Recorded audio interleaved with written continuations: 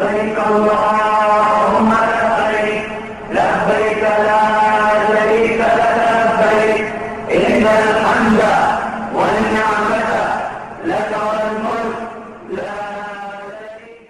الحمد لله رب العالمين والصلاة والسلام على أشرف الأنبياء والمرسلين نبينا محمد وعلى آله وصحبه أجمعين أما بعد.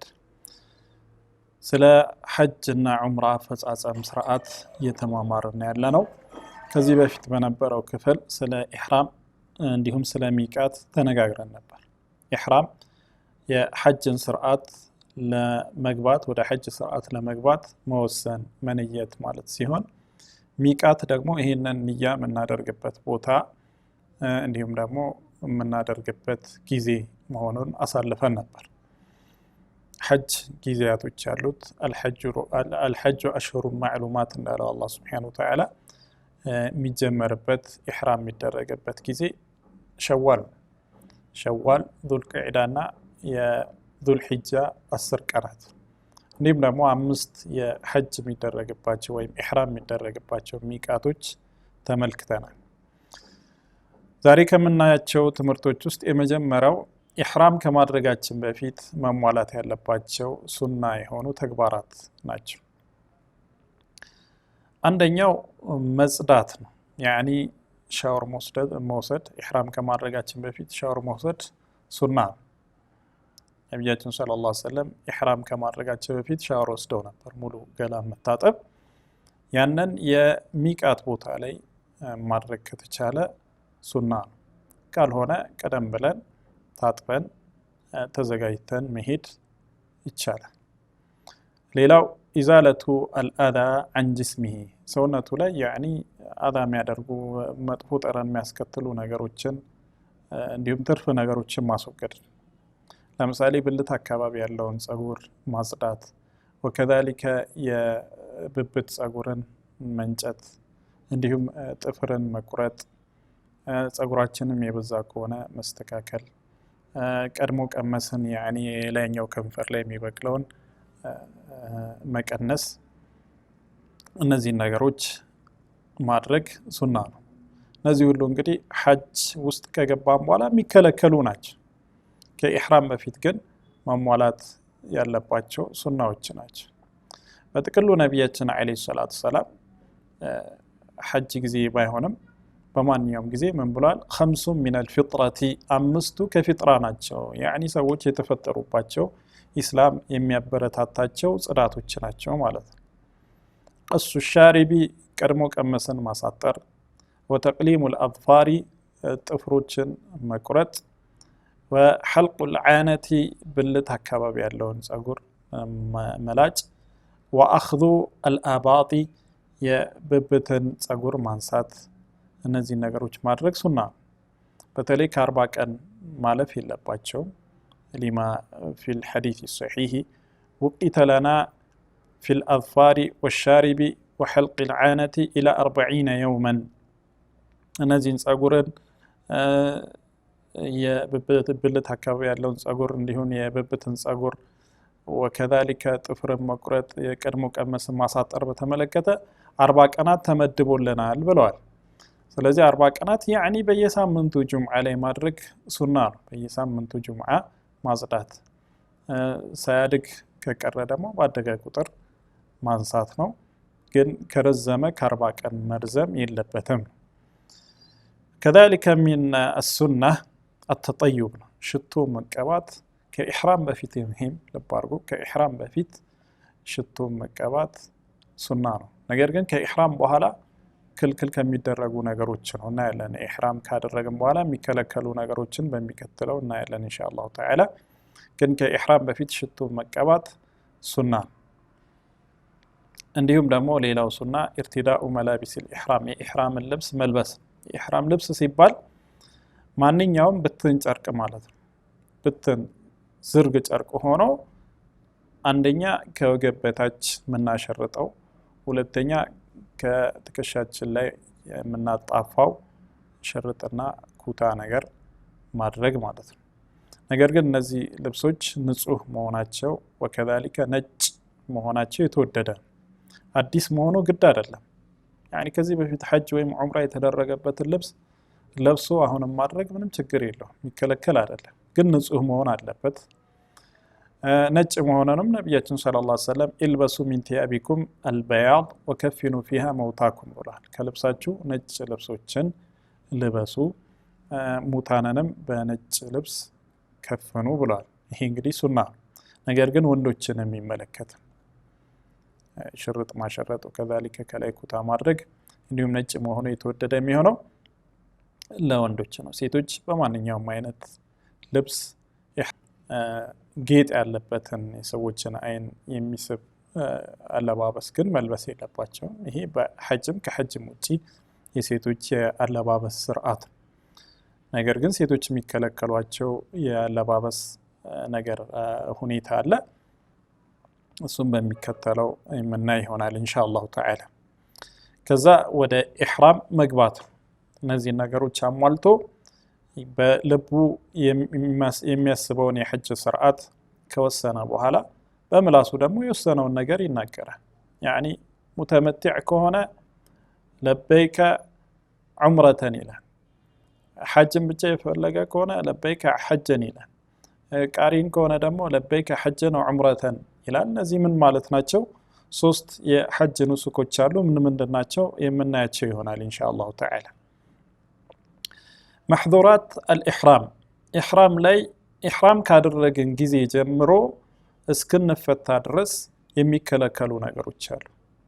እነዛን ነገሮች ማንኛውም ሐጅ የሚያደርግ ሰው ወከذلك ዑምራ የሚያደርግ ሰው መተግበር የለበትም። እነዛን ከተገበረ ወንጀልን የፈጸመው እንዲሁም ደግሞ ማካካሻ ነገሮች አሉ እናያለን ኢንሻአላሁ ተዓላ። አንደኛው ነገር يحرم على الذكر لبس المخيط أو المنسوج على قدر البدن بسونت ቅርጽ ተቀርጾ የተሰፋ ልብስ መልበስ ለወንዶች حرام ነው፣ አይፈቀድም። حرام ሽርጥን ዝርግ የሆነ ሽርጥን ከወገብ በታች ከወገብ በላይ ደግሞ ነጠላን ወይም ኩታን ከላይ ማድረግ ትከሻው ላይ ማድረግ ብቻ ነው የሚኖርበት። ከዛ ውጪ ከስር ለምሳሌ ቁምጣ መልበስ ከذلك ሱሪ ቀሚስ ቲሸርት ማንኛውም በሰውነት ቅርጽ የተሰራ ጀለቢያም ይሁን ወከذلك እንደ ሱሪና ኮት ሹራብ ቲሸርት የመሳሰሉ ነገሮችን መልበስ ለወንድ ልጅ አይፈቀድም። ሴት የፈለገችውን ትለብሳለች። የምትከለከለውን እናያለን ኢንሻአላሁ ተዓላ። ويحرم على الرجل والمرأة استعمال الطيب ወንድንም ሴትንም የሚመለከት ሌላ ክልከላ ደግሞ ሽቶን መቀባት። ያኒ ከኢሕራም በፊት ቅድም አሳልፈናል። ኢሕራም ካደረግን በኋላ ግን ሽቶ መቀባት አይፈቀድም። ሆም ብሎ ሽቶን ማሽተትም አይፈቀድም። حتى ከሞተ በኋላ ነብያችን ሰለላሁ ዐለይሂ ወሰለም አንድ ሰው ሐጅ ላይ እንዳለ የሐጅ ስርዓት ላይ ያለ ሞቶ ምንድነው ያሉት? ከፊኑሁ ፊ ثوبيه በሐጅ በኢሕራም ልብሱ ከፍኑት አሉ ነብያችን አለይሂ ሰላቱ ሰላም። በኢሕራም ልብሶቹ በራሳቸው ወላ ተخمሩ رأسه ራሱን አትሸፍኑት። ራስን መሸፈን ስለሚከለከል ነው እንመጣበታል። ወላ ተሚሱሁ ጢበን ሽቶ እንዳታስነኩታል። حتى ከሞተም በኋላ ምን አያደርግም? ሽቶን አይቀባም ማለት ነው።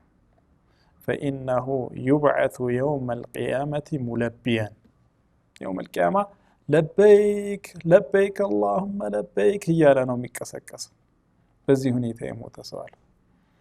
ስለዚህ ሽቶ መቀባት የተከለከለ ነው ማለት ነው። ሌላኛው የሚከለከለው ነገር يتجنب المحرم ذكرا كان أم أنثى تقليم الأظفار وقص الشعر وإزالته ጥፍርን መቁረጥ وكذلك ጸጉርን ማስወገድ አይፈቀድም።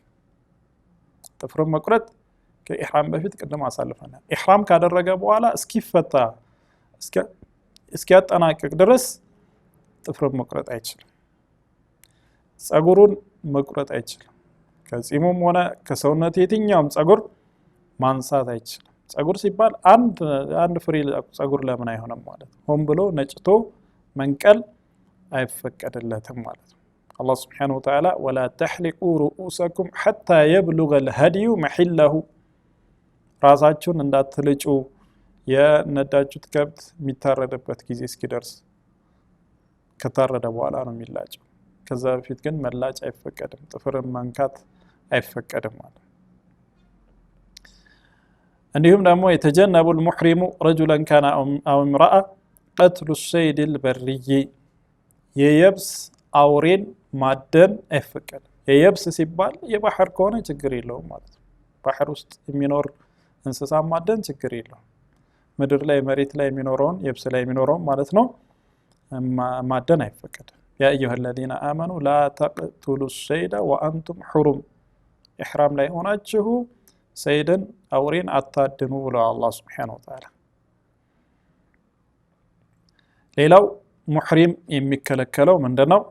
يحرم على المحرم رجلا كان أو امرأة الجماع ودواعيه ግብረ ስጋ ግንኙነት። ይሄ አደገኛ ነገር ካሳውም የከበደ የገዘፈ ነው እናየዋለን። ሐጅን የሚያበላሽ አደገኛ ተግባር ነው። ያኒ ባልና ሚስት ማለት ባልና ሚስት ሌላ ጊዜ ሐላል የሆነላቸውን ግብረ ስጋ ግንኙነት ኢህራም ካደረጉ በኋላ ከዛ እስኪወጡ ድረስ ማድረግ አይችሉም። ወደ ጂማዕ የሚጋብዙ ነገሮችን ስሜታዊ ንክኪ ምናምን የመሳሰሉ ነገሮችንም ማድረግ የለበትም። فلا رفث ብሎ አላህ Subhanahu Wa Ta'ala الحج أشهر معلومات فمن فرض فيهن الحج فلا رفث ولا فسوق ولا جدال في الحج ሐጅን ራሱ ላይ ግዴታ አድርጎ ኢህራም ላይ የገባ ሰው ምንም አይነት ግንኙነት ከሚስት ጋር ግንኙነት የሚባል ወይም ስሜታዊ ንክኪ የሚባል ነገር መተግበር የለበትም ብሎ አላህ Subhanahu Wa Ta'ala ክልክል። ይህንን መተግበር አደገኛ ወንጀል ነው፣ ሐጅን የሚያበላሽ ካሳውም የገዘፈ ነው። وكذلك ከዚህ ጋር ተያያዥነት ያለው ነገር ምንድነው? ኒካህ ማሰር አይፈቀድለት። ኢህራም ላይ ያለ ሰው ኒካህ ማሰር አይፈቀድለት። ኒካህ ማሰር ሲባል ለራሱ ትዳርን ማጨት ኒካህ ማሰር አይፈቀድም። وكذلك ለሌላ ሰው ኒካህ አሳሪ መሆን የለበትም። ገሌና ገሌትን የሚያጋባ መሆን የለበትም። እሱም ለራሱ የሚያገባ መሆን የለበትም። ነብያችን ሰለላሁ ዐለይሂ ወሰለም لا ينكح المحرم ولا ينكح ሙህሪም የሆነ ሰው ለራሱ ኒካህን አያደርግም ለሌሎችም ኒካህን አያስርም ብሏል ነብዩ ሰለላሁ ዐለይሂ ወሰለም።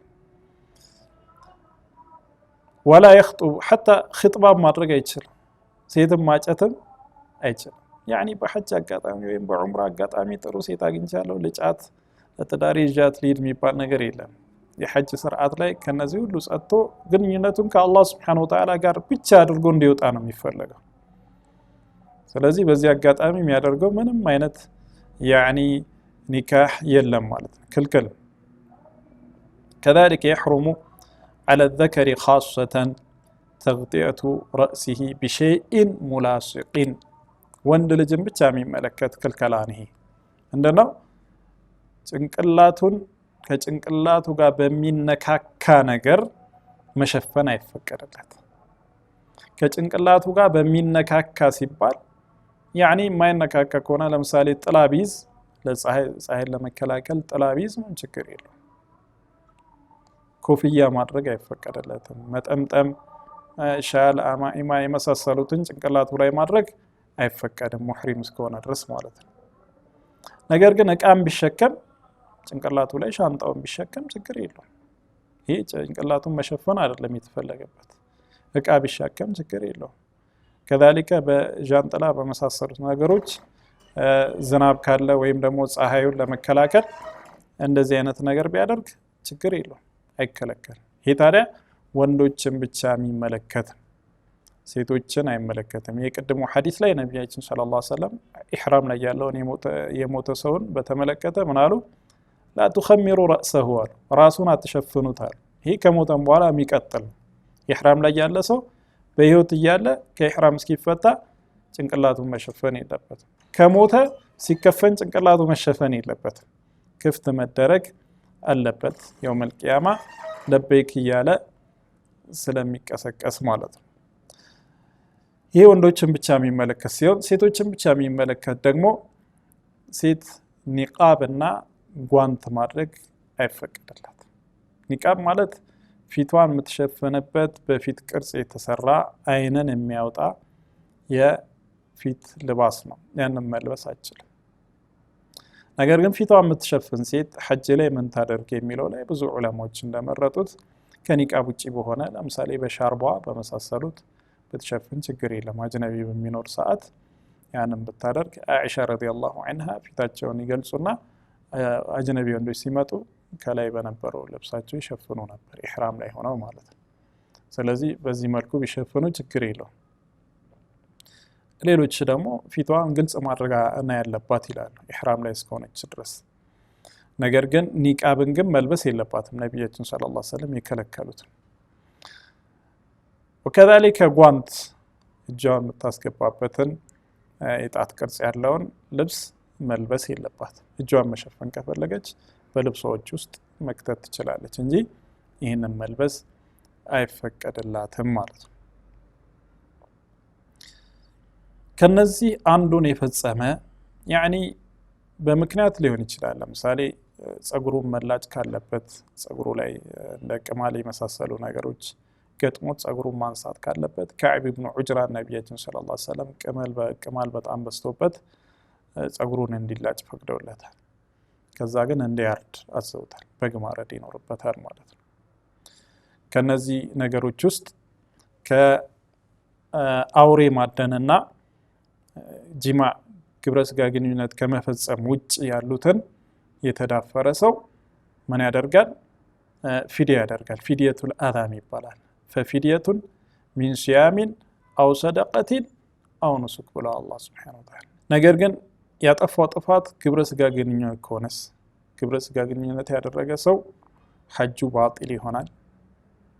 ባጢልም ሆኖ ግን መቀጠል አለበት። አላህ ሱብሓነሁ ወተዓላ ወአቲሙል ሐጀ ወልዑምረተ ሊላህ ብሏል። ስለዚህ ሐጅ ላይ የገባ በየትኛውም መልኩ ቢበላሽበት ራሱ መቀጠል ይኖርበታል። እስከ መጨረሻው መሄድ ይኖርበታል። አይቆጠርለትም፣ ነገር ግን መቀጠል ይኖርበታል።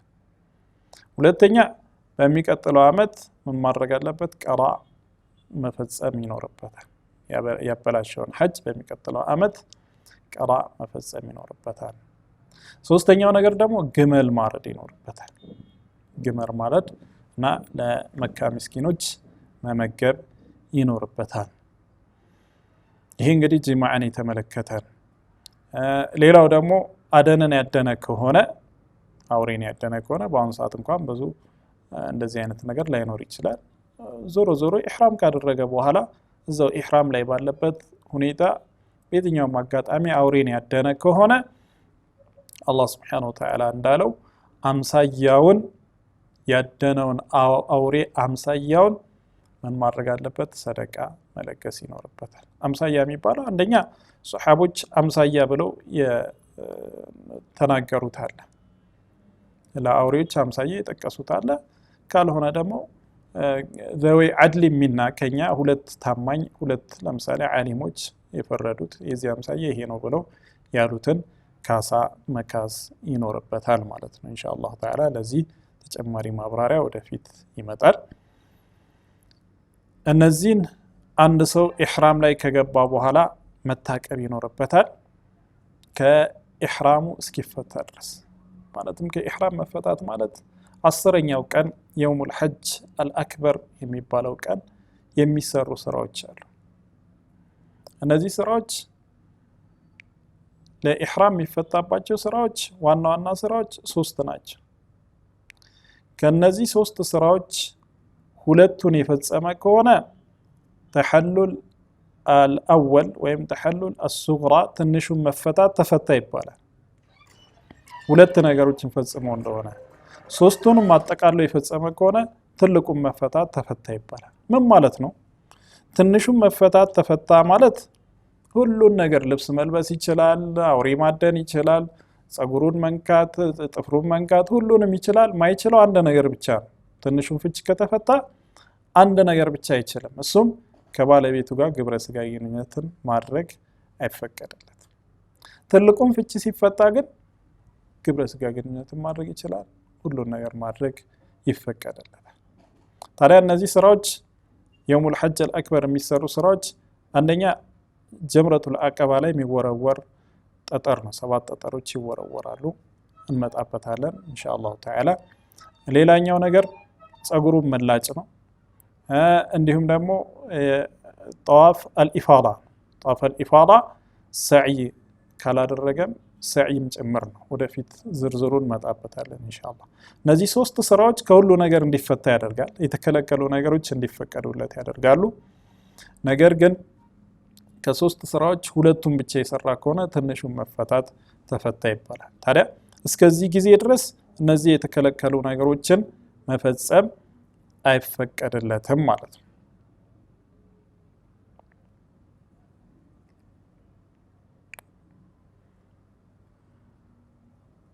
نعم ቀጥሎ የምናየው الأنساك التي يحرم بها المسلم አንድ ሰው ሐጅ ሊያደርግ ሲፈልግ የሐጅ ስርዓቶች አሉ። ከነዛ ውስጥ አማርጦ ማድረግ ይችላል። ሶስት አይነት ኑሱኮች አሉ። ከሶስቱ አንዱን መምረጥ ይችላል ማለት ነው። ምን ምንድናቸው እነዚህ ኑሱኮች? አንደኛው አተመቱዕ ይባላል። ሁለተኛው ቂራን ይባላል። ሶስተኛው ኢፍራድ ይባላል። ተመቱዕ ማለት ባረከላሁ ፊኩም ተመቱዕ ማለት በሐጅ ወራት ውስጥ ቀደም ብሎ ዑምራን መፈጸም ማለት ነው። ያኒ አሽሁሩል ሐጅ ቀደም እንደተነጋገርነው ሸዋል፣ ዙልቂዕዳና የዚል ሒጃ 10 ቀናቶች ናቸው። ታዲያ የውሙ ተርዊያ የሐጅ ስርዓት የሚፈጸምበት 8ኛው ቀን ከመድረሱ በፊት ዑምራውን አድርጎ መፈታት ማለት ነው። ዑምራ አደረገ፣ የውሙ ተርዊያ ሲመጣ ደግሞ ሐጅን ይፈጽማል። ይሄ ሙተመቲዕ ይባላል። ቃሪን የሚባለው ደግሞ ቃሪን አቆራኝ ማለት ነው። ሁለት ነገሮችን አንድ ላይ ያቆራኛል። ሐጅና ዑምራን በአንድ ጊዜ የሚፈጽም ማለት ነው። ሁለቱንም አንድ ላይ ይነይታል። አንዴ ጠዋፍ ሲያደርግ ለሐጅም ለዑምራም ይሆናል። አንዴ በሰፋና በመርዋ መካከል ሲመላለስ ለሐጅም ለዑምራም ይሆናል። ይሄ ቃሪን ይባላል። ወደፊት ዝርዝራቸውን እናያለን ኢንሻአላህ ተዓላ። ሶስተኛው ሙፍሪድ ነው፣ ኢፍራድን የሚፈጽም ያኒ የሚነይተውና የሚገባው የሚተገብረውም ሐጅን ብቻ ነው። ሐጅን ብቻ ይፈጽማል፣ ዑምራን አይፈጽምም ማለት ነው። ስለዚህ ሙተመቲዕ የሆነ ሰው ለበይከ ዑምረተን ዑምራን መጀመሪያ ነይቷል በውስጡ በምላሱም ለበይከ ዑምረተን ብሎ ይገባል። ከዛ ዑምራን ይፈጽማል። ዑምራን ብቻ ነው የሚፈጽመው። ከዛ የዙል ሒጃ 8ኛው ቀን ሲጀምር አዲስ ኢሕራም እዛው ካለበት ሆኖ አዲስ ኢሕራም ያደርግና ለሐጅ ሐጅን ደግሞ ይፈጽማል ማለት ነው። ቃሪን የሆነ ሰው ደግሞ መጀመሪያውኑ ምንድነው የሚያደርገው? ሐጅና ዑምራን ነይቶ ነው የሚገባው። ወይም ደግሞ ሐጅ ማነው ዑምራን ይነይትና ዑምራን ከነየተ በኋላ ጠዋፍ ከማድረጉ በፊት ሐጅን ዑምራ ውስጥ ያካታል። ያኒ ሐጅንም እንደሚያደርግ ይወስናል ማለት ነው። ጠዋፍ ከማድረጉ በፊት ሐጅንም ለማድረግ ከወሰነ ይህ ሰውዬ ቃሪን ይባላል። ሶስተኛው ደግሞ ምንድነው? ኢፍራድን የሚፈጽም ሐጅን ብቻ ነው የሚፈጽም خلاص የሚነይተው ሐጅን ብቻ ነው የሚፈጽመው ሐጅን ብቻ ነው ማለት ነው። እነዚህ ሶስቱ ኑሱኮች ይባላሉ። ከነዚህ ከሶስቱ ኑሱኮች የትኛው የተሻለ ነው በሚለው ላይ በዑለማዎች መካከል ኺላፍ አለ። አንዳንዶች ተመቱዕ የተሻለ ነው ይላሉ። ምክንያቱም ነቢያችን አለይሂ ሰላቱ ሰላምና ሱሐቦች ያደረጉት ሐጀተል ወዳዕ 10ኛው ዓመት ላይ ነው። ነቢያችን ሰለላሁ ዐለይሂ ወሰለም ከሱሐቦች ጋር ያደረጉት የዛኔ ያደረጉ ጊዜ ሁሉም ሱሐቦች ማለት ይቻላል የተወሰኑ ሲቀሩ በተለይ አሊ ሲቀር እንዲሁም ደግሞ ነቢያችን ሙሐመድ አለይሂ ሰላቱ ሰላም ሲቀሩ ከሳቸውና ከአሊ ከተወሰኑ ሱሐቦች ውጪ ያሉት ሁሉም እንደነበሩ ሙተመቲዕ ነበሩ። ይሄንንም ያደረጉት በነቢያችን አለይሂ ሰላቱ ሰላም ትእዛዝ ልክ ጠዋፍና ሰዕይ እንዳደረጉ በቃ ያደረጋችሁት አሁን ዑምራ ነው ተፈቱ አላቸው። ዑምራ ነው ያደረጋችሁት ተፈቱ ያኒ ሙተመቲዕ ናቸው አሏቸው። እሳቸው ግን የሚታረድን ነገር ይዘው መጥተው ነበር። ግመሎችን 100 ግመሎች ሊታረድ ይዘው መጥተው ነበር። ከየመን አሊ እየነዳላቸው ወክለውት ይዘው መጥተዋል። ስለዚህ እሳቸው የሚነዳ ነገር ይዘው ስለመጡ የሚታረድ ነገር እየነዱ ስለመጡ ቃሪን ነበሩ። እኚህ በእንዲህ አይነት ሁኔታ ያሉ ሰዎች በአጠቃላይ በነቢያችን ሰለላሁ ዐለይሂ ወሰለም ሁኔታ ላይ ያለ ያኒ የሚታረድ ነገር ይዘው የመጣ ሰው ያንን ነገር ሳያርድ መፈታት አይችልም። ያንን የሚያርደው ደግሞ የውመል ሐጅ አልአክበር 10ኛው ቀን ነው። ስለዚህ እስከዛ ድረስ አይፈታም። ስለዚህ ምን ይሆናል? ቃሪን ይሆናል ማለት ነው። በመሆኑም ዑለማዎች ሙተመቲዕ ነው የተሻለው ሲሉ በምክንያት ነው። አንደኛ ነቢያችን ሰለላሁ ዐለይሂ ወሰለም ሰሐቦችን ሁሉ አዘዋቸዋል። ሁለተኛ እሳቸው ራሳቸው የሚታረድ ነገር ይዤ ስለመጣሁ ነው እንጂ ጊዜው ወደ ኋላ ቢሆንልኝ ኖሮ ያኒ አለፈ እንጂ ምን አደርግ ነበር? የሚነዳ ነገር ይዤ የሚታረድ ነገር እየነዳው አልመጣም ነበር፣ እንደናንተው ሙተመቲዕ ሆን ነበር አሉ። ስለዚህ ተመቱዕ የተሻለ ነው ይላሉ ብዙ ዑለማዎች ማለት ነው። ይህም የተሻለ ነው ኢንሻአላሁ ተዓላ። ምክንያቱም ነቢያችን ሰለላሁ ዐለይሂ ወሰለም ያንን አደርግ ነበር አሉ። ይህ ሰሓቦችን ልባቸውን ለማርጋት የተናገሩት ንግግር ቢሆንም የተናገሩት ግን እውነት ነው፣ ሐቅ ነው። ስለዚህ ሙተመቲዕ የተሻለ ነው የሚለው ብዙ ዑለማዎች የመረጡት ነው። ሌሎች ደግሞ ቂራን ነው የተሻለ የሚሆነው፣ ምክንያቱም ነቢያችን ሰለላሁ ዐለይሂ ወሰለም በተግባር የፈጸሙት እሱን ስለሆነ ብለዋል። ነገር ግን ሶስቱም የኑሱክ አይነቶች እንደሚፈቀድ ምንም ኺላፍ የለው። አንድ ሰው ከፈለገ ሙተመቲዕ ሊሆን ይችላል፣ ከፈለገ ቃሪ ሊሆን ይችላል፣ ከፈለገ ሙፍሪድ ሊሆን ይችላል ማለት ነው። እነዚህ ሶስቱም ምን ማለት እንደሆኑ ተነጋግረንባቸዋል። ከሶስቱ አንዱ ነይቶ የነየተውን ነገር ደግሞ በምላሱ ተናግሮ ወደ ሐጅ ስርዓት ይገባል ማለት ነው። ከዚህ በኋላ ያለውን ትምህርት ኢንሻአላሁ ተዓላ በሌላ ክፍል እናያለን። አላህ ሱብሓነሁ ወተዓላ በሰማነው ተጠቃሚ አድርገን ለመልካም ነገሮች ሁሉ ይወፍቀን። ሐጅና ዑምራን የምንከታተል ያድርገን። በእውቀት ሆነን የነቢያችን ሰለላሁ ዐለይሂ ወሰለም ሱና ሐጃችንና ዑምራችንን በተሟላ መልኩ መንፈጽም ያድርገን። وصلى اللهم وسلم وبارك على نبينا محمد وعلى آله وصحبه أجمعين والحمد لله رب العالمين.